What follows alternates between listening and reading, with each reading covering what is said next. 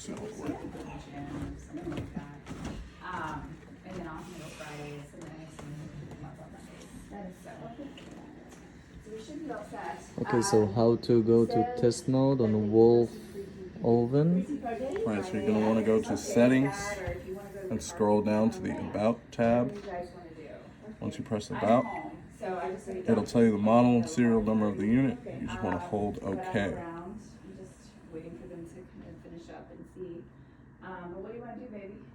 Could take up to 10 seconds for it to activate. Then you can do self-test, reposition screen, calibration. All your faults are there, your controls,